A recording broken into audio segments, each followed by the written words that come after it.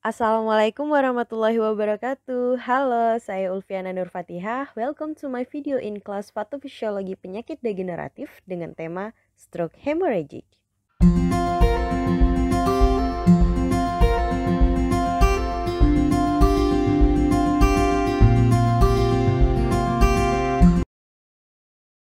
Berbicara tentang stroke, tentunya sudah sangat familiar.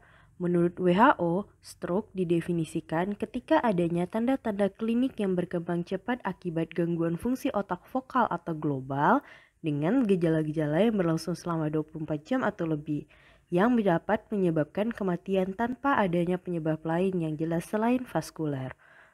Nah, stroke terbagi menjadi dua jenis, ada stroke hemorrhagic dan ada stroke ischemic. Pembagian ini dibedakan berdasarkan penyebab terjadinya stroke. Di dalam video ini, kita akan membahas lebih lanjut tentang stroke hemorrhagic. Stroke hemorrhagic adalah pecahnya pembuluh darah di otak sehingga darah tidak dapat mengalir dengan semestinya. Hal ini menyebabkan otak mengalami hipoksia dan dapat berakhir dengan kelumpuhan. Penyebab utama stroke hemorrhagic adalah pecahnya pembuluh darah di dalam otak. Nah, beberapa faktor yang dapat menjadi pemicunya antara lain adalah tekanan darah yang tinggi atau hipertensi, cedera kepala berat, penyakit liver, aneurisma otak, adanya tumor otak, kelainan darah, contohnya penyakit anemia sel sabit dan hemofilia, ketidaknormalan pembuluh darah sejak lahir, yakni cacat bawaan berupa malformasi pembuluh darah arteri dan vena, serta efek samping penggunaan obat antikoagulan dan pengencer darah seperti warfarin. Patofisiologi penyakit stroke hemorrhagic terbagi menjadi dua jenis, yakni pendarahan intracerebral dan pendarahan suprachnoid. Nah, kita akan membahas satu persatu. Yang pertama, pendarahan intracerebral. Pecahnya pembuluh darah otak, terutama karena hipertensi, dapat mengakibatkan darah masuk ke dalam jaringan otak, membentuk massa atau hematon yang menekan jaringan otak dan menimbulkan udem di sekitar otak. Peningkatan trans-ischemic attack yang terjadi dengan cepat dapat mengakibatkan kematian yang mendadak karena herniasi otak. Pendarahan intracerebral sering dijumpai di daerah pituitary gland, thalamus, subkortikal, nucleus caudatus, pons, dan cerebellum. Hipertensi kronis mengakibatkan perubahan struktur dinding pembuluh darah berupa lipohyalinosis atau nekrosis fibrinoid. Patofisiologi yang kedua yakni pendarahan suprachnoid. Pecahnya pembuluh darah karena aneurisma atau AVM. Aneurisma paling sering didapat pada percabangan pembuluh darah besar di sirkulasi Willisi.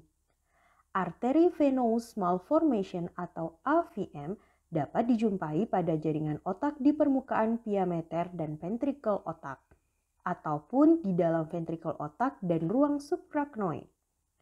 Pecahnya arteri dan keluarnya darah ke ruang suprachnoid mengakibatkan terjadinya peningkatan tekanan intrakranial yang mendadak, merenggangnya struktur peka nyeri sehingga timbul nyeri kepala yang sangat hebat.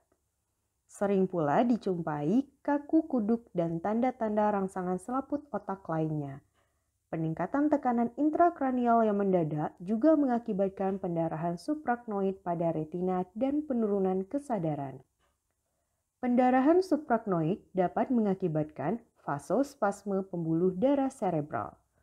Vasospasme ini seringkali terjadi pada hari 3 sampai hari kelima setelah timbulnya pendarahan. Mencapai puncaknya pada hari kelima hingga hari ke-9 dan dapat hilang setelah minggu kedua hingga minggu kelima. Timbulnya vasospasme diduga karena interaksi antara bahan-bahan yang berasal dari darah dan dilepaskan ke dalam cairan cerebropinalis dengan pembuluh arteri di ruang suprachnoid.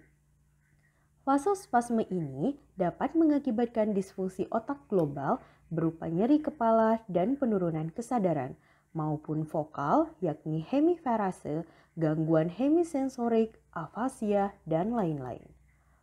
Otak dapat berfungsi jika kebutuhan oksigen dan glukosa otak dapat terpenuhi. Energi yang dihasilkan di dalam sel saraf hampir seluruhnya melalui proses oksidasi. Otak tidak punya cadangan oksigen jika kerusakan, kekurangan, aliran darah otak walau sebentar akan menyebabkan gangguan fungsi. Demikian pula dengan kebutuhan glukosa sebagai bahan bakar metabolisme otak. Tidak boleh kurang dari 20 mg/sen karena akan menimbulkan koma. Kebutuhan glukosa sebanyak 25% dari seluruh kebutuhan glukosa tubuh, sehingga bila kadar glukosa plasma turun sampai 70% akan terjadi gejala disfungsi cerebral. Nah, pada saat otak hipoksia, tubuh berusaha memenuhi oksigen melalui proses metabolik anaerob yang dapat menyebabkan dilatasi pembuluh darah otak. Tanda dan gejala stroke dari Kementerian Kesehatan Republik Indonesia dengan slogan Segera ke RS. Se yaitu senyum tidak simetris atau mencong ke satu sisi, tersedak, sulit menelan air minum secara tiba-tiba. G, gerakan separuh anggota tubuh melemah secara tiba-tiba. Ra, bicara pelo atau tidak dapat bicara atau tidak mengerti kata-kata dan bahkan tidak nyambung. Ke, yakni merasakan kebas atau baal atau kesemutan separuh badan. R, yakni merasakan rabun pandangan satu mata kabur dan terjadi secara tiba-tiba. Dan S, yakni sakit kepala yang hebat yang muncul tiba-tiba dan tidak pernah dirasakan sebelumnya yang dapat menyebabkan gangguan fungsi keseimbangan. Penata laksanaan stroke hemorrhagic yang pertama, singkirkan kemungkinan koagulopati untuk memastikan massa protrombin dan tromboplastin pasien adalah normal.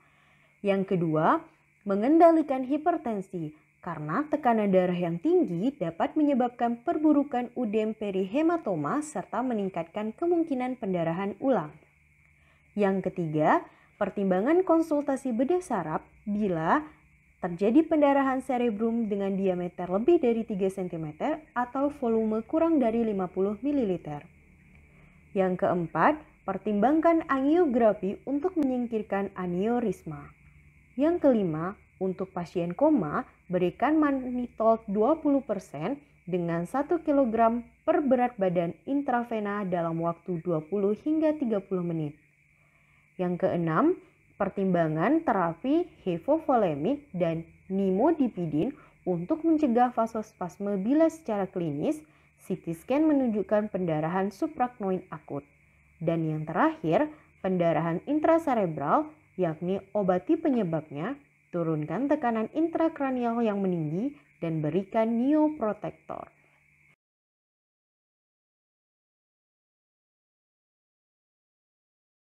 Untuk pencegahan stroke, yakni dengan mengatur pola makan yang teratur dan pemilihan bahan makanan yang beragam.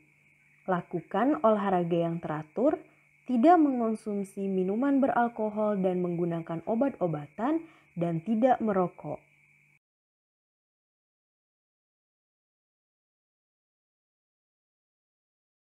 Thank you for watching. Semoga bermanfaat. Wassalamualaikum warahmatullahi wabarakatuh.